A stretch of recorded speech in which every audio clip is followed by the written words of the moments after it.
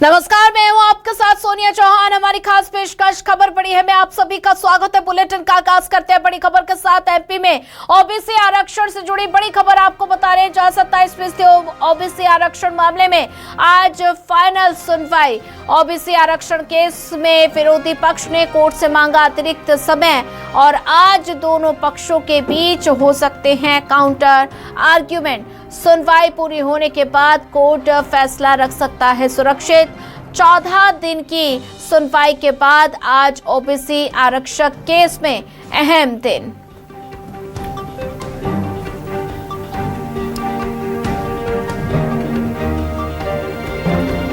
तो सुनवाई पूरी होने के बाद और साथ ही आपको ये भी बता दें कि 27% ओबीसी आरक्षण मामले में आज सुनवाई और फाइनल सुनवाई है। ओबीसी आरक्षण केस में विरोधी पक्ष ने कोर्ट से मांगा अतिरिक्त समय।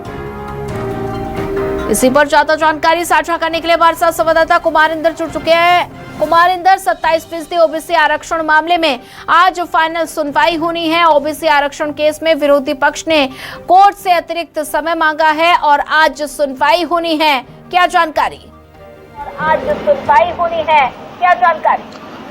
देखिए, करीब 6 साल से कोर्ट के दहलीज पर ओबीसी आरक्षण का मामला जो है वो चल रहा था। मध्य प्रदेश की 51% आबादी यानी कि 50% से ज्यादा की आबादी को इस बात का इंतजार था। कह सकते कि है कि क्या कोर्ट का फैसला होगा, क्या उनके जो आरक्षण बढ़ाने की मांग है पूरी नहीं होगी।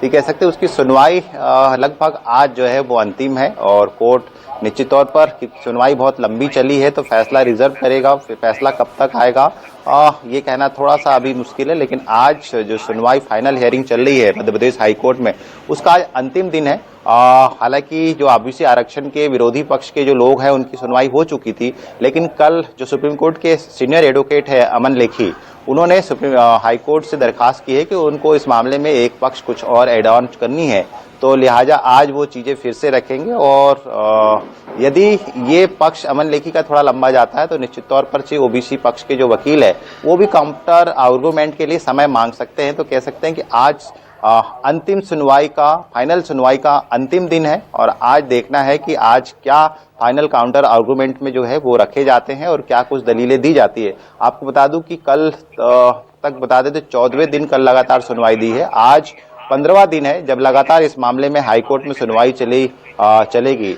19 फरवरी 2026 को सुप्रीम कोर्ट ने इस केस को मध्य प्रदेश हाईकोर्ट ट्रांसफर किया था और ये कहा था कि 3 महीने के अंदर इस पूरे मामले की सुनवाई करते हुए जो है वो हाईकोर्ट इस पर निर्णय ले। लेकिन 3 महीने तो नहीं हुए, लगभग 6 महीने से ज्यादा हो गया, लेकिन ये कह सकते हैं कि डे टू डे सुनवाई हुई और 15 दिन लगातार इस मामले में आज 15वां दिन है सुनवाई होगी। उसके बाद कोर्ट जो है वो फैसला सुरक्षित रख सकता है। हाईकोर्ट की मुख्य बेंच के डबल बेंच में इस मामले की सुनवाई हो रही है। तो आज देखना है कि अमन लेखी साहब क्या इसमें तर्क और नए रखते हैं, क्योंकि ओबीसी पक्ष ने तमाम दलीलें यहाँ पर हाईकोर्ट में अपनी सुनवाई के दौरान जो उसने अपने टर्म में रखी और ये बात क्लियर किया कि ओबीसी के विरोधी जो एडवोकेट की तरफ से जो बात कही गई है कि मध्य प्रदेश में यदि ओबीसी आरक्षण बढ़ाया जाता है तो 50% कानून का उल्लंघन होगा।